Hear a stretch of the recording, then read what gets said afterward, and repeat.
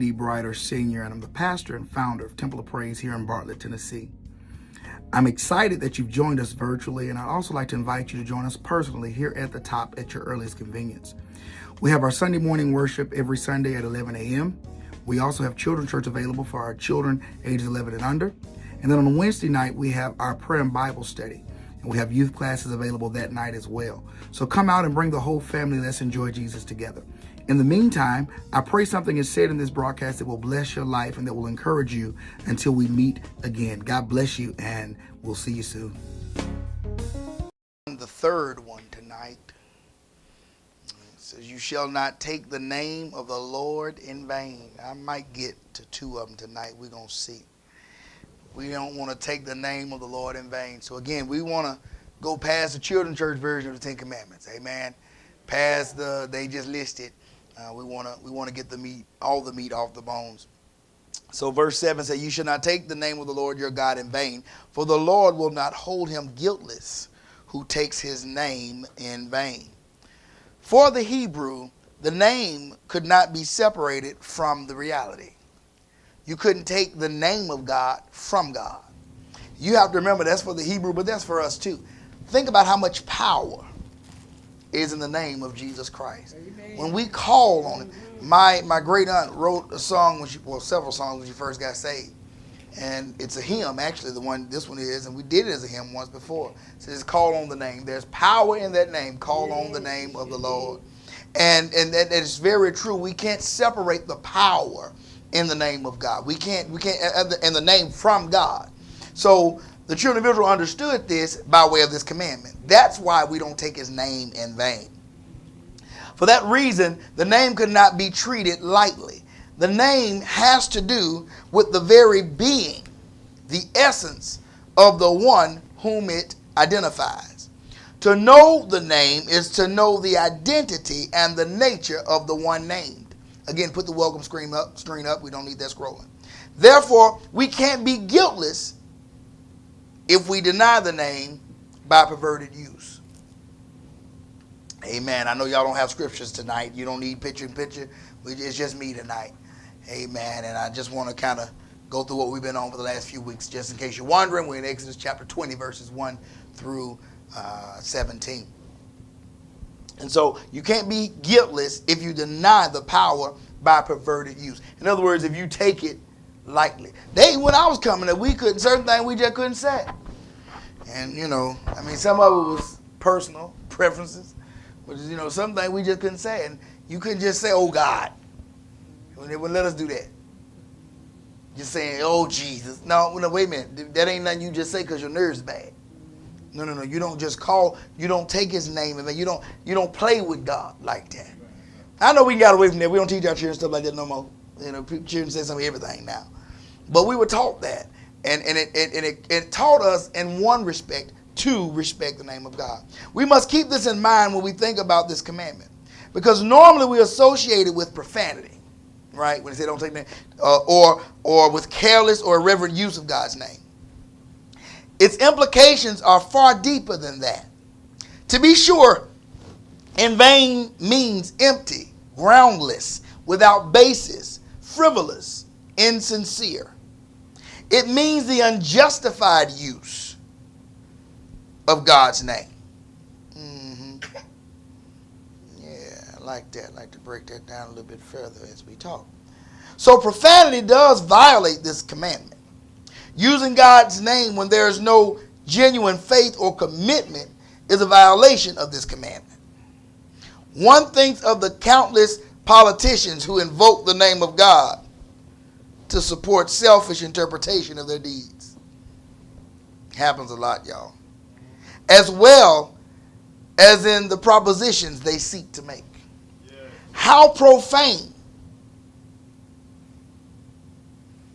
that must be. And how profane would it be to be in a nuclear arms race in the name of God? Think about some of the things we put in the name of God. That's taking his name in vain. God is not tied up in our financial gain like that. He's not concerned. Yes, he wishes above all that we would prosper and be good health, but he's not so tied up in filthy gain or filthy lucre, as we used to say, that you don't that he doesn't care about us just throwing away respect for who he is. Oh, yeah. That's taking the name of God in vain. This commandment against, using it in a profane or obscene way is true. But what is more profane or obscene? Is it four-letter words or starving children who could be fed if we were not so selfish? I ain't trying to be fun. I just want you to think. Pornographic magazines, or thousands dying in a political war which our government supports, or thousands dying from illnesses our doctors know how to treat.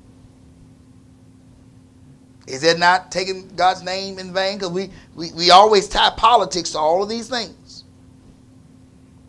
This commandment is also broken when we use the name of God to fortify a lie.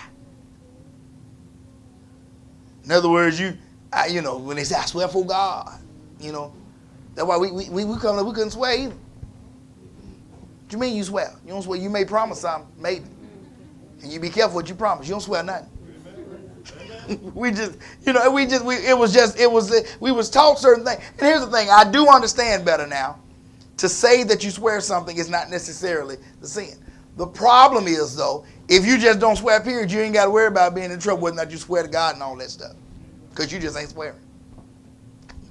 And I know that there's a little extra, but I'm grateful for those safeguards that the saints put in place to help keep me from falling and to help keep me holy. I'm grateful for those. And I think that if we put some of those safeguards back, we won't be in such danger that we're in now. And so many people lie in the name of God. Swear from God, you lying. You know you lying. They used to tell us, we would say we could clap for crackers and cheese. That's the best we could do. We can clap for crackers and cheese. That's the best we could do. You couldn't swear. Yeah, right. But that's about as high as you can go with your commitment. It's crackers and cheese. You don't swear for God because you might be lying. You might not know the whole truth. You may be mixing God into something you got nothing to do with. You don't bring God's name into frivolous things. Because see, in vain means frivolous as well. Doesn't always mean that you're lying or swearing. It just means it's not important. It's beneath who God is. Don't get me wrong. He's concerned about what concerns us. But there's a certain amount of respect that's due him. We don't just treat God like he's our friend and brother. Oh yeah, that's my homie. No, he ain't your homie. He's not your road dog. He's not your partner. He's not your ace. He's not whatever generation you in that you like to use that term. He ain't that. He's God. And so he's due certain respect. Right. We want to lie. Oh my God. No, you don't just say that, because when you do, you're implying that God is involved in some mess that you're dealing with. And that's not God. This is a commandment warning against taking God lightly. Okay? That's a good one. We break this commandment when we say we believe in God and that we accept the ideals of his kingdom, but we don't take him seriously. Let me say it again. Oh, that's a good one. I told you I'm going to be like that comedian every time I find something that I think is good, we're going to go with it. I'm going to say that again. We break this commandment when we say we believe in God and that we accept the ideals of his kingdom, but we don't take him seriously. Oh, my God. We break that commandment then. Because what does it mean? It says frivolous, right? When you frivolous. This is a form of atheism, saints. We're atheists in practice, though we may be Christians in profession. So many folks are atheists in practice. They just Christian by profession. Because just because you name the name of Christ, if you don't actually take him seriously in your daily walk and in your relationship with him, then you actually are taking his name in vain, because you're taking it what? Lightly, frivolously. My God, think about that. We're atheists when we live much of our lives as though God didn't matter. You save and don't think about God till it's time to come to church. If you think that's a crazy notion, and that there's no meaning for you in that, then listen, you feel like you can't be a Christian in profession but an atheist in practice. That's just not you, right? There's a very serious experiment that I found when I was looking through this. Sometime during the rest of this week, y'all do this. Set aside maybe 30 minutes. Okay? Y'all write these instructions down, get them together. Set aside maybe 30 minutes and honestly answer these 3 questions. And y'all can go back and look at the videos on YouTube and Facebook to get the questions if you need to. But I'm going to read them real slow. What do I think about most when I'm not thinking about my work? When I'm not thinking about my work, what do I think about most?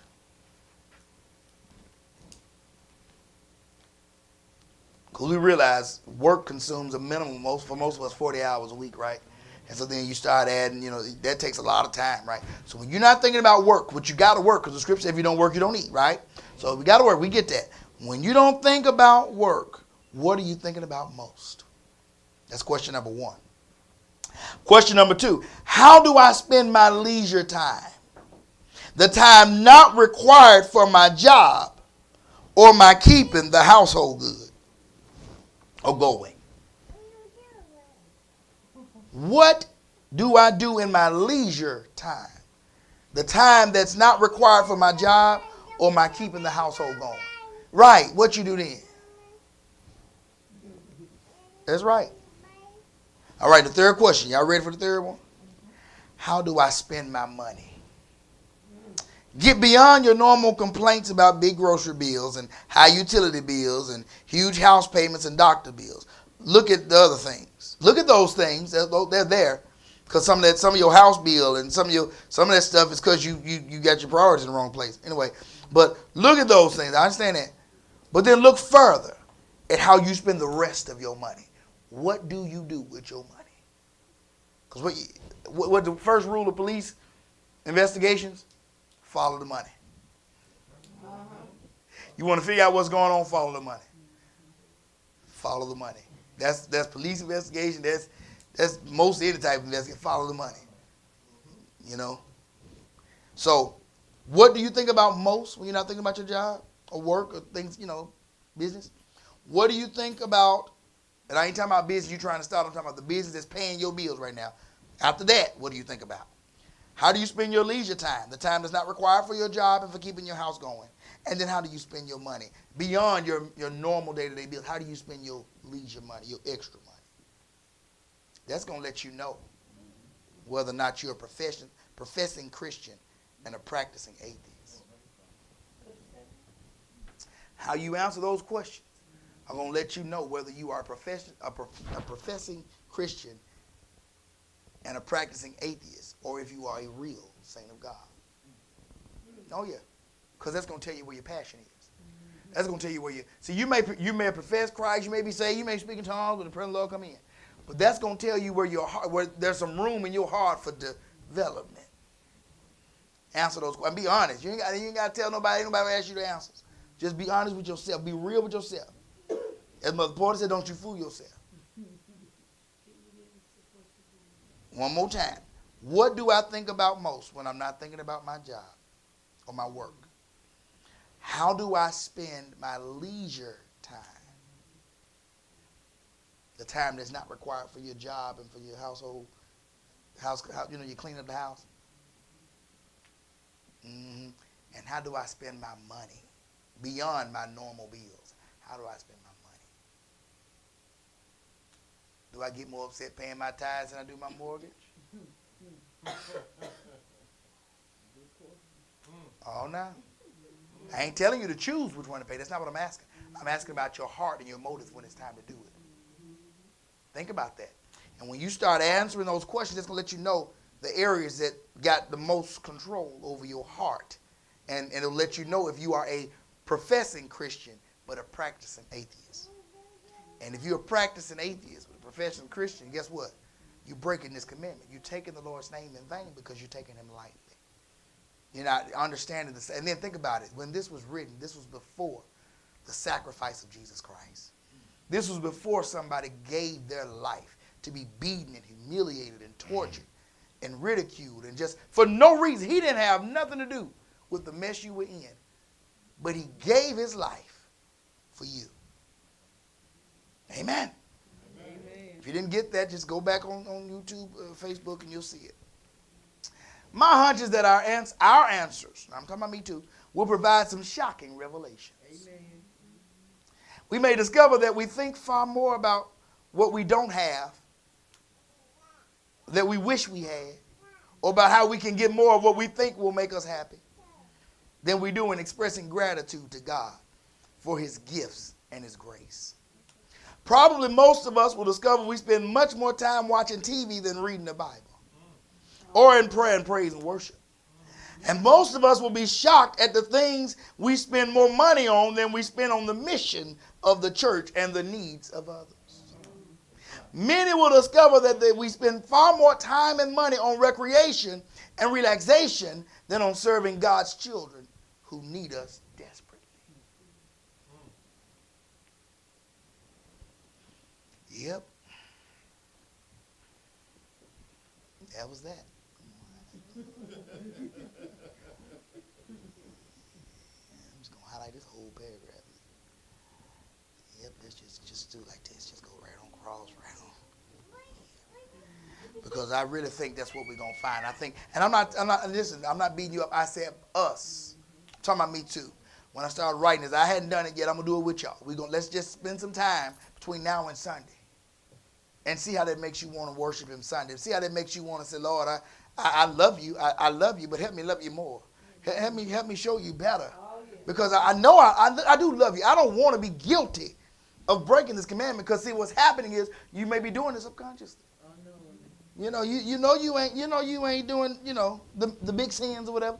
And here you are finding out that your heart is torn in so many different ways that have nothing to do by just answering those three questions. Nothing to do with God. So let's do that this week.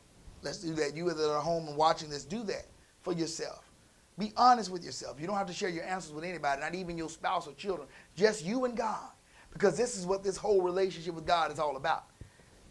You said, not my mother, not my father, but it's me, O Lord. Yes, Lord. Standing in the need of prayer. Yes, Lord. Not my sister, not my brother, but it's me, O Lord, standing in the need of prayer. You go on and say, not the preacher, not the deacon, but it's me, O Lord, standing in the need of prayer.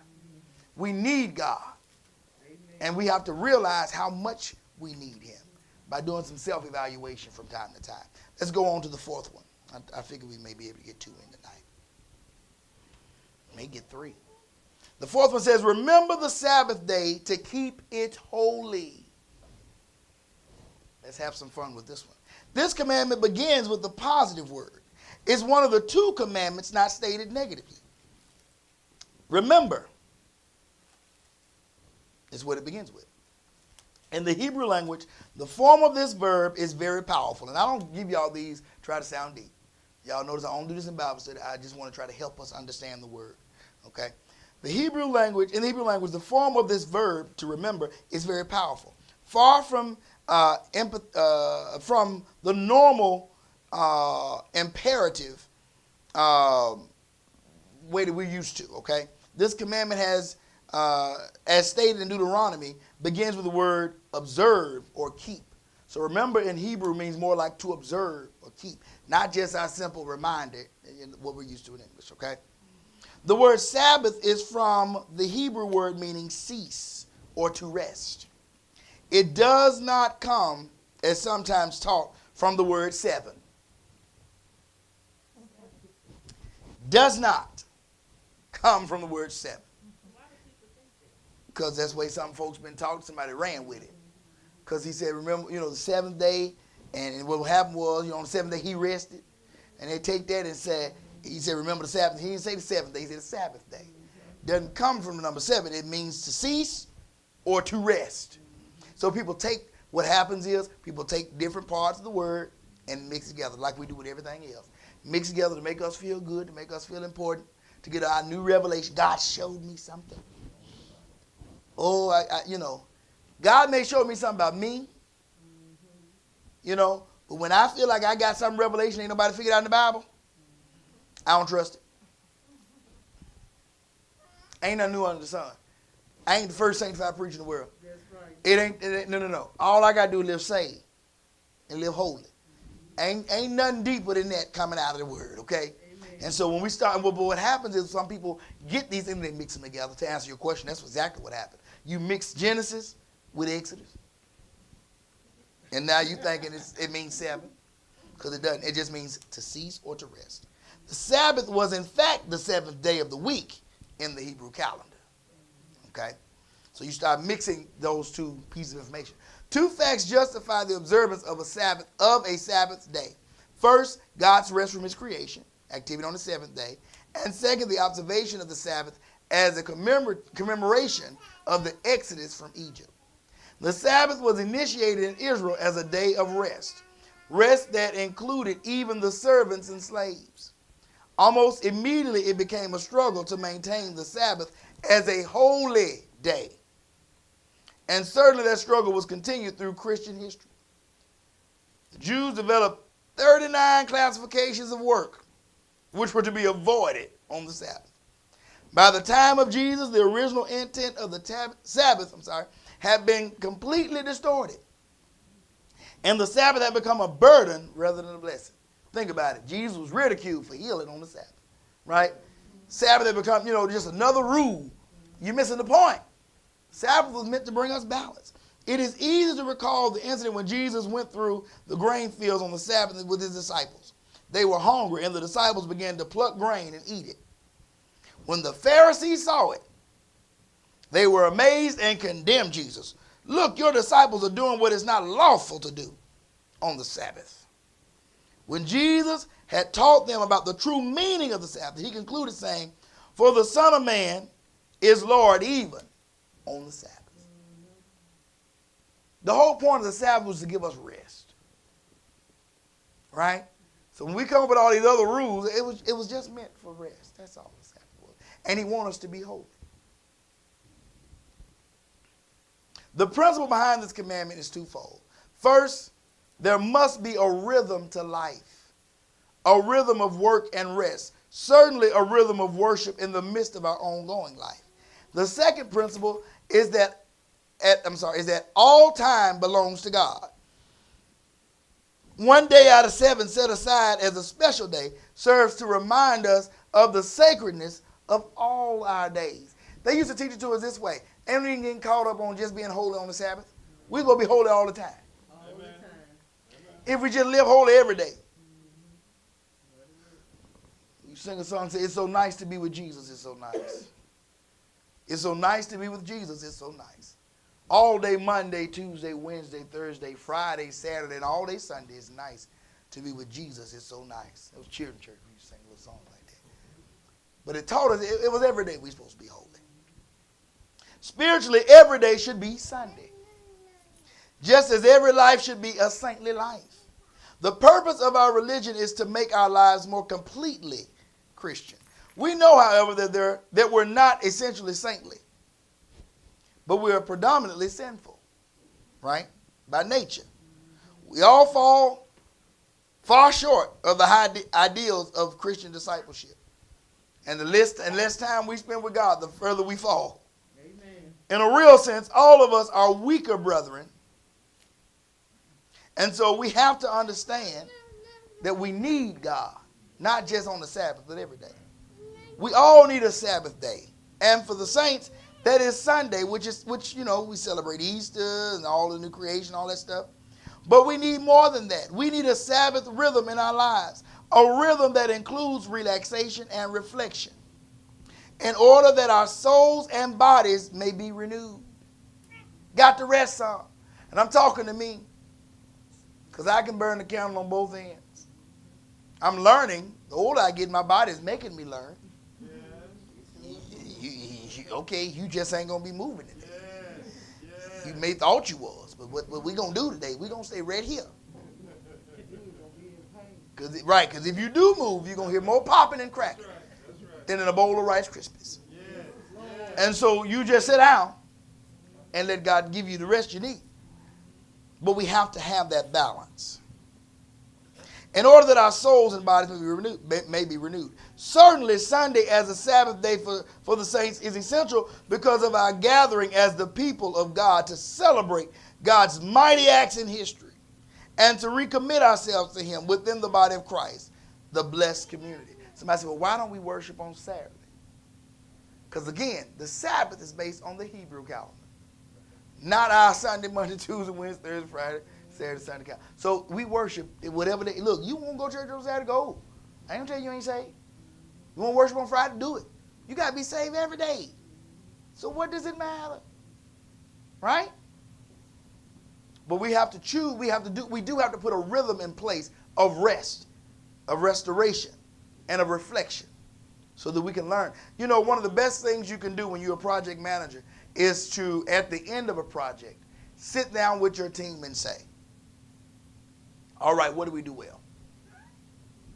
We did this, it was wonderful. Yep, we had great setup, blah, blah, blah, that was wonderful. What areas of opportunities did we find? What did we not do so well? What can we do better the next time we have to do this? If you just do what you did well, you ain't accomplished nothing. If you can't be honest with yourself and reflect on what you need to work on, then you'll never develop into a better leader, a better project manager, a better saint. So consider your walk with Christ as one major project. And every time you get to a place where you can stop and reflect, God, did I fail you here? Did I pray enough? Did I fast? And I promise you, if you take time to do that periodically, you'll find yourself growing in God. You'll find yourself spending more time with him, developing a stronger relationship with him than you would if you just never took time to say, how am I doing in my walk with Christ? Good. We got time for one more. Yeah, just one more because this is a long one. All right, let's go to number 5. You got a cheering in here. Honor your father and your mother. The 5th commandment is the centerpiece of the 10 commandments. As already indicated, the first 4 deal with our relationship with God. The other 6 deal with our relationships to others. It is important to note that we begin the set of the 6 that deal with our relationship with others is first, it deals with the relationship within the family. That puts the family where it belongs, in the center. Unless people learn to live together in the family, they aren't likely to learn to get along with anybody anywhere. You find folks with a whole bunch of family, household problems. And that's what we're talking about, household. You talking about household problems, you find problems everywhere. Husband and wife can't get along. They ain't going to have no friends that like each other and get along. No. Because everybody won't hang with them. No, I won't be around Betty because all Betty going to do is talk about Jimmy. And now Jimmy going to do talk about Betty. And ain't nobody got time for that. But they ain't going to go nowhere. They just going to be there and just keep talking about each other. Been talking about each other 50 years. I can't be, if you invite Jimmy and Betty, I ain't coming. Right? That's what it turns into, right? I believe one of the primary reasons Judaism has survived across the years is precisely its family structure.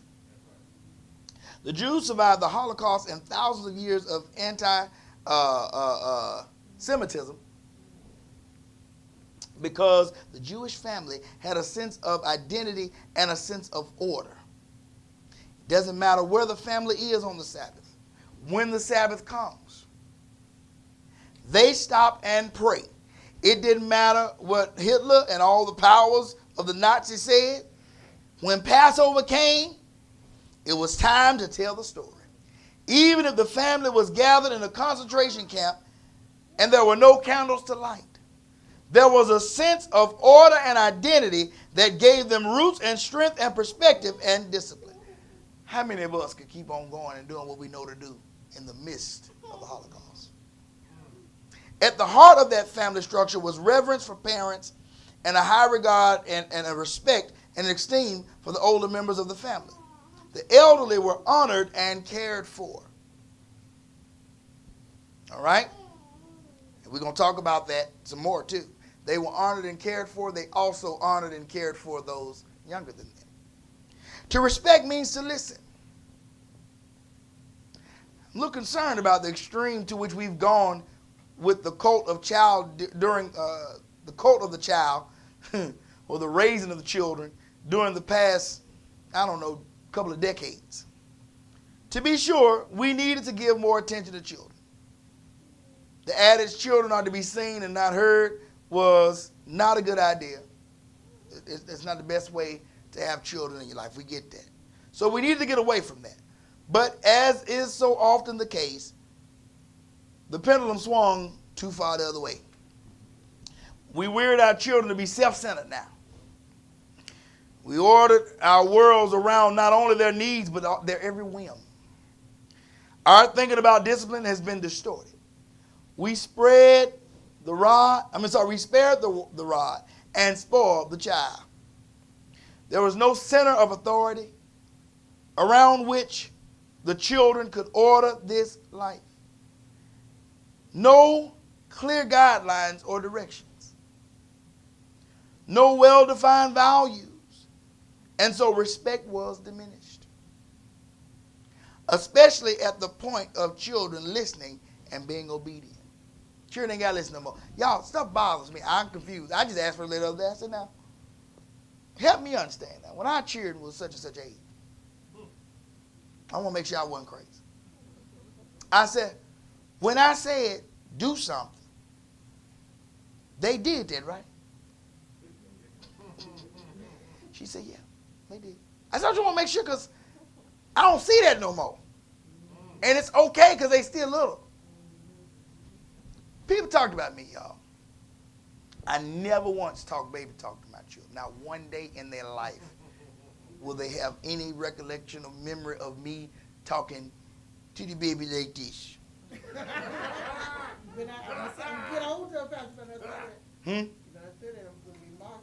I'm telling you, I didn't do it. You'll be marking something didn't happen because I did not talk baby talk to those children. I was, boy, you crazy talking to them children. Like, they don't understand you.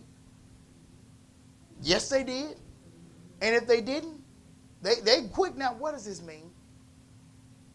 I'll say things like concession. We were having a discussion about the Bible, and we would talk about different things. And they said, well, what does contrite mean? What is this? And I'm going to tell you exactly what. I'm not going to change the word for you. I'm going to define the word for you. My wife did the same thing. I ain't saying they're the most brilliant children in the world. But they understand when you're talking to them. And they know the daddy will slap them in the face if I say something to you and you don't do what I said. Makes my nerves bad. I feel disrespected. You cost too much. I tell them all, you cost entirely too much for me to be saying this too many times. I don't believe in that. I'm allergic.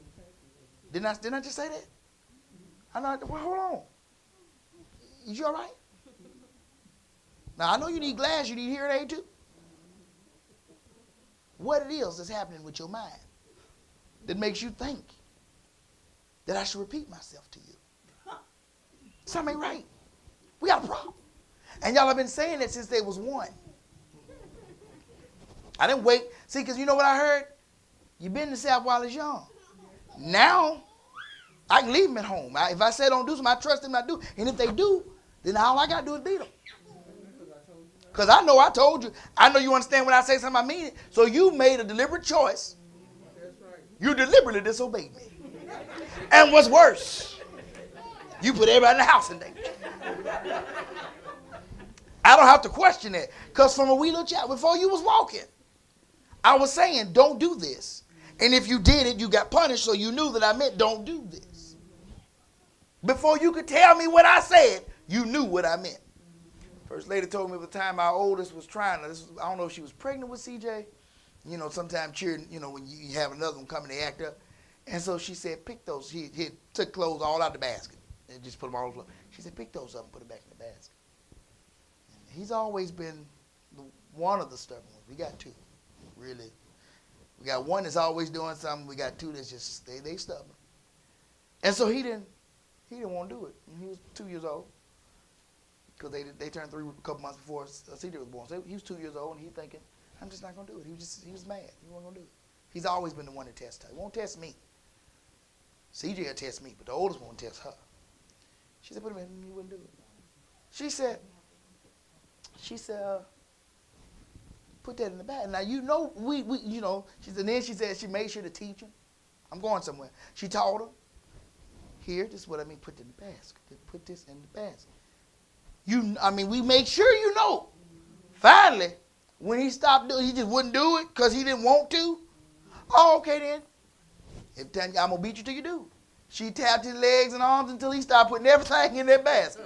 Eventually the basket was full.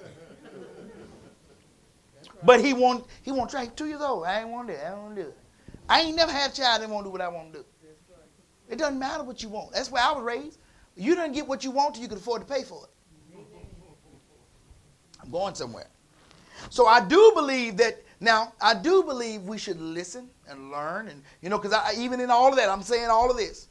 But First Lady can attest to the fact that, now, not in front of them, but I will get her alone. I said, now, do you think I was too rough? I know that I just beat all 3 of them, and she always laughed at me. Got all the sound effects.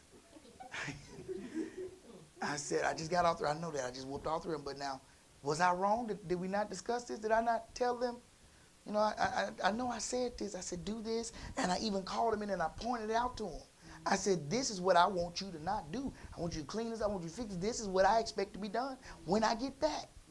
So I said it. Did I do something wrong? I would always question. Did I say it? Yeah, you told him. All right, long as she know and I know, both of us can't be crazy. So I feel like the whooping was justified. I don't feel sorry for you crying, pouting, acting like the world is in it. And, no, I know it was justified. But there was a time. I just got the truck, y'all. I ain't got my rubber mats in there yet.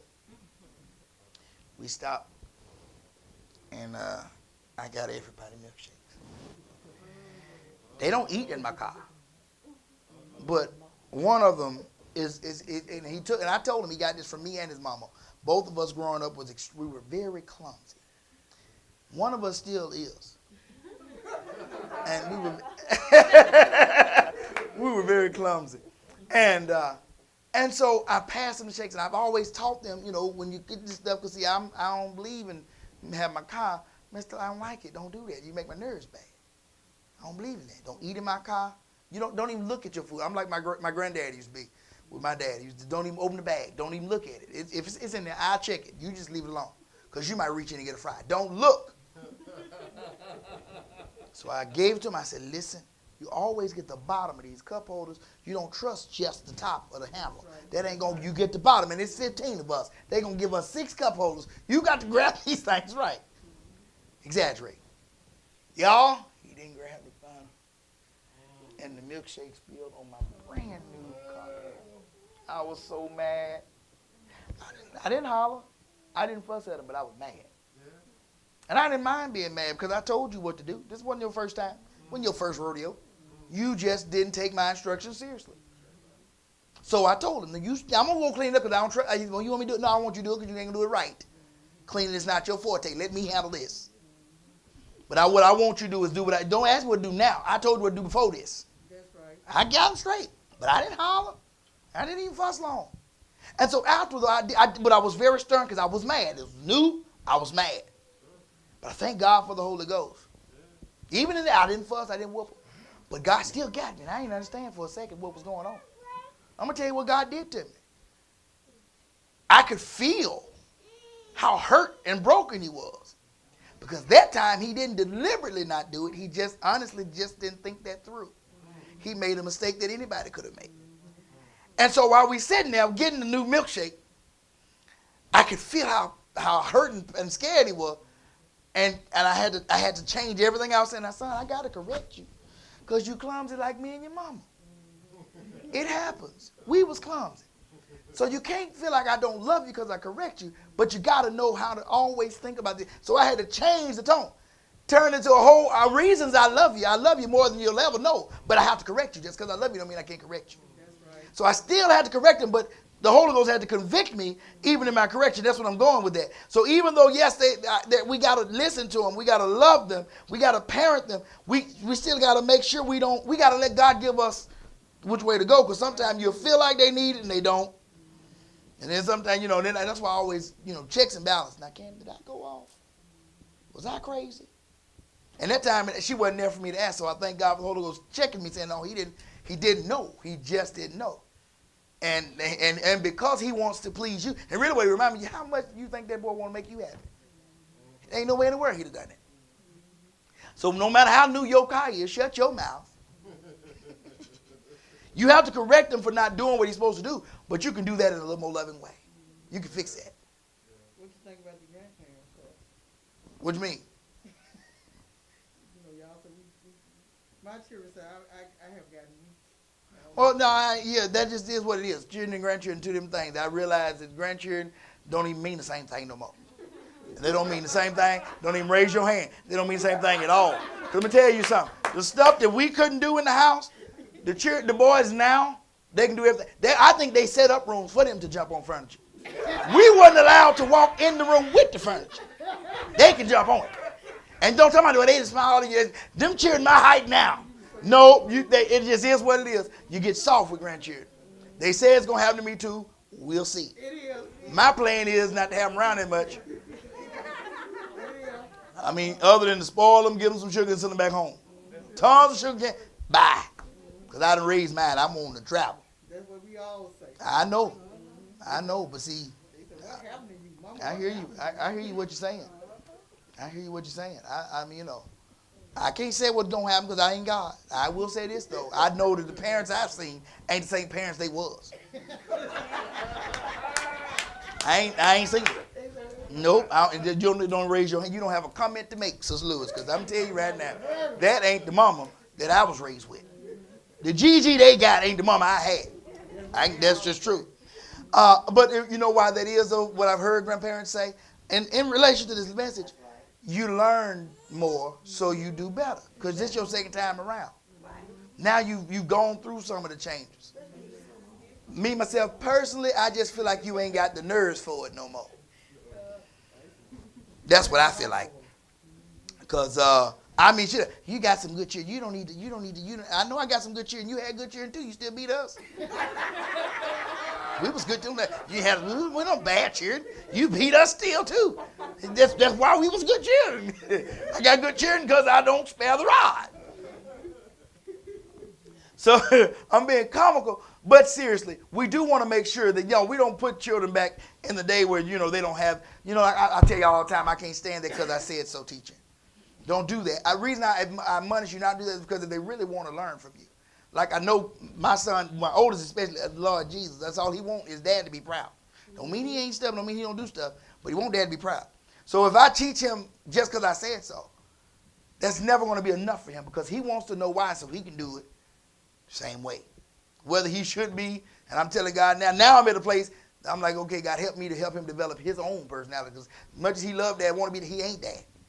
He's got to be who he is in God, and who he is in life. So, I want to encourage his own personality, but, we got to make sure we draw that line and trying to encourage him to know himself. Know I'll knock you out. Don't know yourself too much when you smell yourself. That's right. Amen. So there's a fine line we got to walk. So the word here is children respect your parents by listening to them. There's also a word for parents.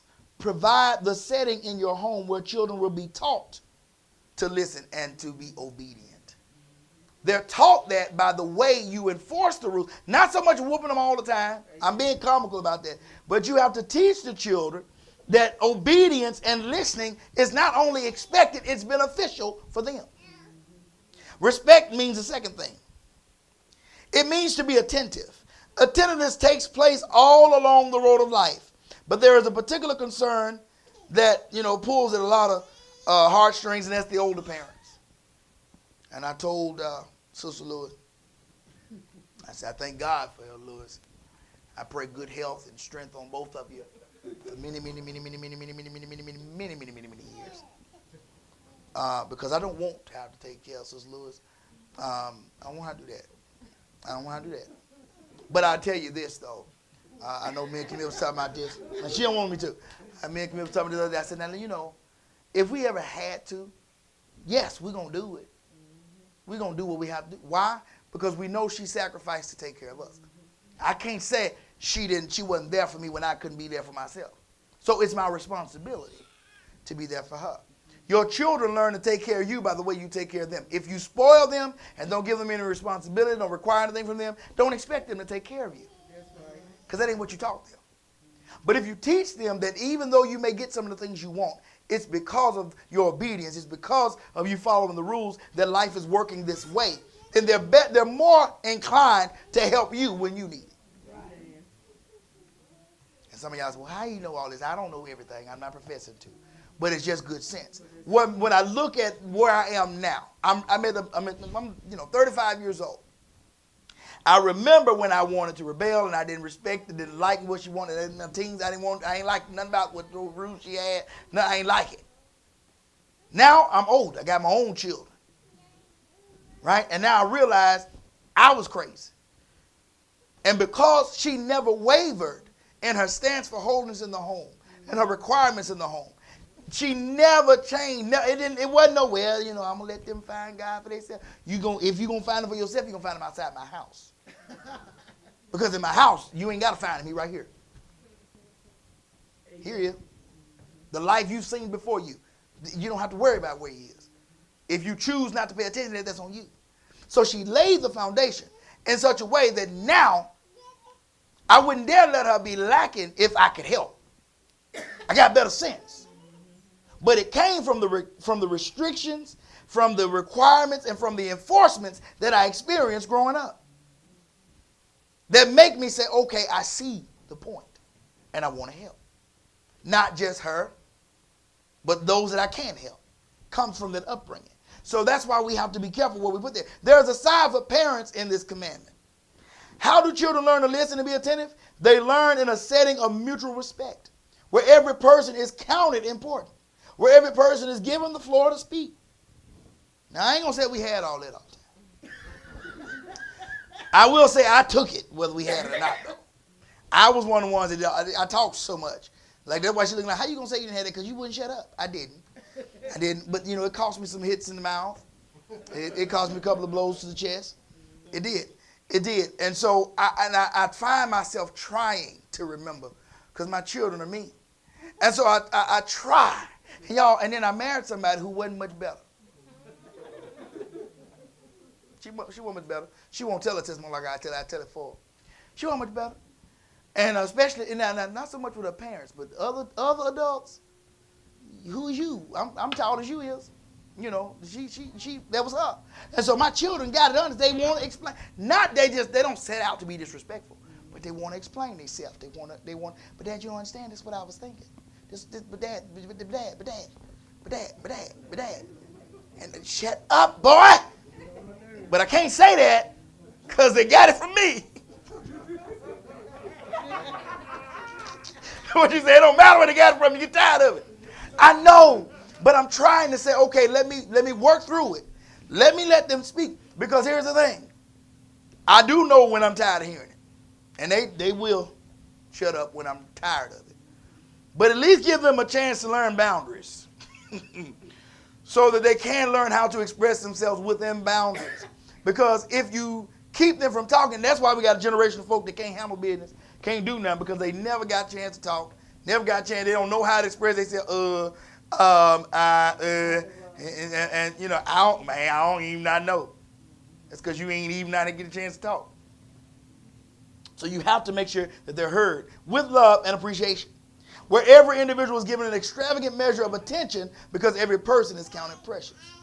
This is really the pattern of the Christian home that Paul defines in the 5th and 6th chapters of Ephesians.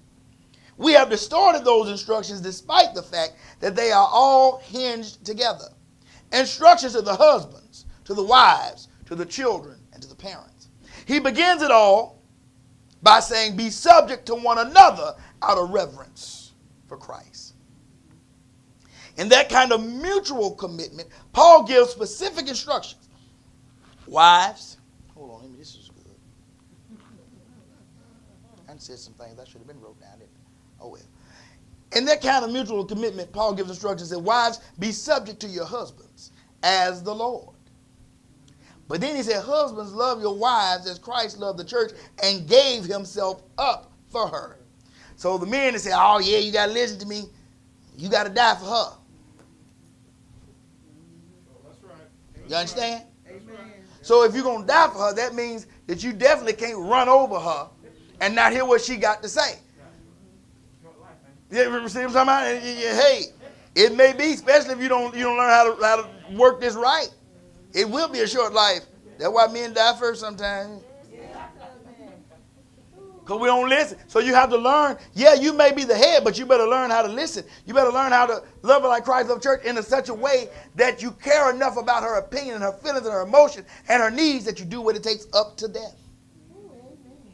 See that? I ain't heard that. I ain't heard of that loud. All serving Lord. Where Brother James? Brother James? Where Brother Jimmy? Children are to obey your parents in the Lord, for this is right. Honor your father and mother.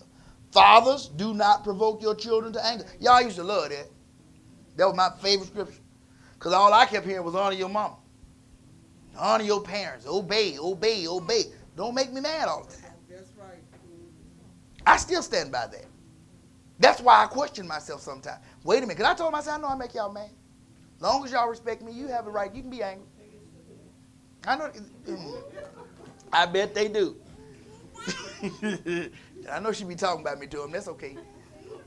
That's all right. That's all right. That's all right. If you ain't, you will. And that I expect it. Because when they get old enough, eventually they're going to start, because I know a couple of them going to start talking quickly. They're going to do it. That's what they do. You know, it is what it is. And that's fine. I don't discourage that. There's a way to be angry and sin not. You ain't got to be, I don't care if you do get provoked to anger. As a child, you don't get to sin, right? So yeah, the father shouldn't provoke his child to anger. In other words, be loving, be considerate. But there are sometimes you just going to be angry and he didn't provoke you. You just mad because you were wrong. Right. See, that's the part that I got foggy on. I'm just mad. Well, why am I mad? Am I mad because my attitude and spirit is incorrect? Am I mad because the devil in me is in more control than the Spirit of God in me? Am I mad because my flesh wants to do certain things and her requirements in the household say no? Right? What am I mad about? Am I really provoked, or am I mad just because I can't do what I want to do? Because I don't want to follow rules. Know the difference. Being provoked to anger is when a parent just says do it because I say so. I ain't got no reason. I just want you to. I can understand my children getting mad at me because I have this thing. Y'all, First Lady called us being nice to me for my birthday. And she got with St. Louis and the children was gone all them days. And it was gone. And I said, oh, I said, praise the Lord. That was a present for her. I'll tell you why. Because she got to hear Mama all the time.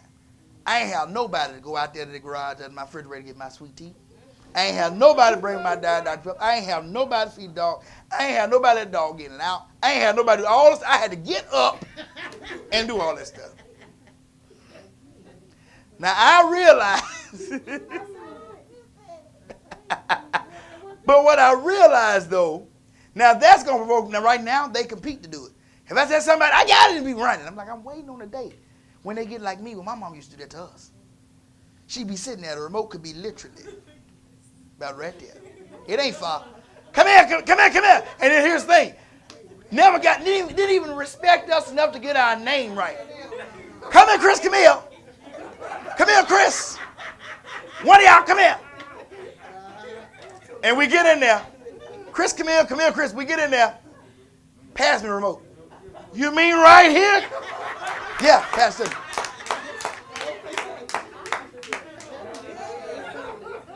Bring me some tea. Put about this much ice in it. See, listen, I want you to hear me. Come here, bring me the cup, let me show you. So I got to go get the cup, bring the cup, put about this much ice. Then put the tea in it. Now listen, don't get me, if you give me too much ice, I'm going to be mad at you. And then, right, bring me this much tea. And if she had tea and she would mix the tea, put this tea and this Kool-Aid in there, and then pop me some popcorn. Listen, stop it when you start slowing down. Don't pop my popcorn too long. And then when we learn to make it on the stove, I don't want it in the bag. You put that in the stove. You got to get the skillet out, make me some popcorn. Put me about this much butter, put me about this much, and then about this much, and she ain't move, put me about this much. And I hated it. And I do all of it right now. To all three of my children. I feel like it's better though because it's three of them, not just two.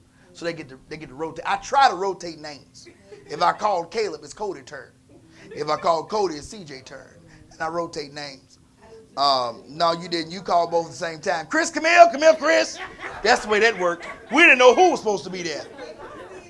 Well, you just decide. Rock, paper, scissors, who turn? Either that or who gonna act like we didn't hear her.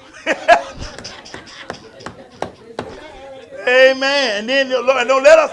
Ooh, if she call us again, I know y'all heard me. Get in there. And then we come in when we got old enough. We come in with that. Mama, you don't even want nothing. You just want it. It don't matter what I want. Come give me this remote. Room ain't. I mean, you could 3 steps max. Yeah, but then I had to get up, and I'm comfortable. That's what she said. I'm comfortable. I got my blanket just right. I'm comfortable. That's the way she done us. Right. And you know what? And that is what it is.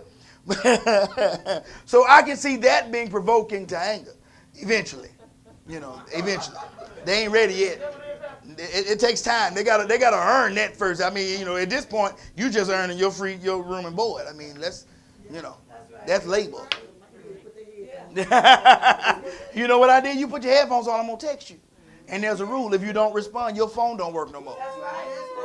If I ever text, call you, and I'm talking about quick. It gotta be. I don't care if it's in the daytime. I don't care if you testing. You homeschool. If I text you, call you, and in 3 minutes I don't have a response, oh my God, I'm gonna call one of the other ones and tell them to take your phone for me till I get home. You give me that. Put that in your mama. You don't need no phone. The devil is a fool if I'm gonna pay a bill, and you ain't gonna respond to me. And that goes into the day I stop paying your bill. Yes, that's right. If I'm foolish enough to do it past 18. Because y'all young men, get you a job. You can flip a burger, fry some fries, and pay a phone bill. Oh, y'all don't like me. I know that's tough. But y'all young men, you're going to pay your bills. I don't care if I let you stay there. You're going to pay something so that you learn how to pay something. I tell them now, I'm like, y'all 12 years old. You got to know how to treat your wife. You got to know how to do this. I told First Lady they're going to all have you a gift this year for Mother's Day and your birthday. She said, well, they ain't got. I said, they gonna all have you something. I don't care what it is starting this year. They're going to all have you a gift for Mother's Day and for your birthday. By the time they turn 16, not even 16. As soon as you act like, I already know you be liking little girls and things. I get that. We had that discussion. But once you start trying to even think about acting on it, before you do, what you buy your mama? What you buy your mama? Until you get married. Now, once you get married, I don't believe in that because the wife comes first. But until you get married, I want to make sure, because I didn't understand it. Mama used to say this to me. I hated it. I thought it was the craziest thing in the world. I didn't even really listen to it. Now I'm having to learn on the back end. How you treat, she would always, how you treat your mom and sister is how you going to treat your wife. That's right. I thought that was the craziest thing in the world. And I'm going to be honest with you, and I'm trusting all adults is watching this. I had a couple of reasons in my mind where there would be a total different treatment. That's right. I did. I don't see how that correlates at all. But okay, you keep saying it. But now I do understand, because when you get older, it's not about the sexual part of it. It's about the nurturing part of it. And I ain't no nurturer at all. So, I'm not. I realize it is one of my weakest points. So, I get why she wanted to do that now, but I didn't get it then. So I'm trying to, from a father's perspective, hopefully they won't rebel against it as much as I did, teach them how to do that now, so that maybe their wife will have a little bit of easier time. Although, like I told First Lady, you got to work with me though. You can't make 5 meals for dinner. I said 5, 1 for her, 1 for me, and 1 for each one of them, because don't nobody eat the same thing. No, you make dinner. We eat what you make. I don't mean sometimes I hate I say that. Because I don't like asparagus. I ain't big on tacos and stuff, and everybody else can love it. And they'll be eating. I be looking forward to the days I got to be at the church and I can buy myself something to eat, because I ain't got to eat that. I ain't got to eat them asparagus and things. And I mean, don't get me wrong, I like something like she make chicken waffles, something I love it. But there's some things that I need that I don't want. And so she'll make them, and I can't say I don't want this, because I just said we got to teach the children, because ain't no woman going to want to cook, a special meal for them every time it's time to eat, That's right. Y'all got quiet on me, but so I'm trying to help. Amen. That's right. So provoking your child to wrath is not just when your child is mad, but it's because your intentions are there. Y'all, it's 8:33, we got to stop. That's the pattern of the Christian home. And that's the foundation for Christian relationships within the family. Persons reverencing and respecting each other out of their love and commitment to Christ. Out of homes like that come children who will honor their fathers and their mothers. God bless everybody. God bless everybody. I know it's 8:30. We got to get out of here. And I know that this was an interesting session. But it's the Ten Commandments. I'm in the book. Yeah. I'm in the book. It's the truth. And, and I'm not, please don't think I'm trying to tell everybody, raise your children like my children. Everybody raise your children the best way for your household. That's not what I'm trying to say. But I am saying as long as you don't stray from the word and understand that, I really want children and young people to hear and think about it, when you're in your teens and early 20s and stuff, what you think you thought you knew, you really don't. And as you mature, and Lord knows if you get your own family, that's all it takes was your own. And then they grow up and they start saying stuff. And, me and religion look at each other like, what was that? Did he just, what, huh? And then it's all about, well, was you crazy like that? No, that wasn't me, that's you. And so we try to figure out who it is that made him this crazy. It's one of us. We don't know which one, maybe both, but somebody was crazy because that came from one of us. What is this that he doing right here? Why, what? This is after we probably didn't want to beat him. We back in the room now trying to figure out what is happening with our life. What's going on? Children to do that to you, y'all. I'm telling you, they'll do that to you. Let them get up. Wait till you get about, 8, 10, 12, and up. As long as you got one? I don't believe that because I've heard stories of me being by myself and being a troublemaker. You sent me off when Camille wasn't born yet. See? So I don't believe that. I was bad. I was terrible. But please, and see, and Camille was a much sweeter child than me. So no, I don't think it's the one or two thing. But I was bad. So I've even seen pictures of me being bad. Y'all don't take pictures of children being bad and call it cute. Don't do that. I need to tell y'all No, we ain't off there yet. We finna get off the air now. Thank y'all so much. Y'all tune in Sunday. They finna embarrass me, so we gonna get off so I don't get embarrassed on social media. God bless you. See you Sunday.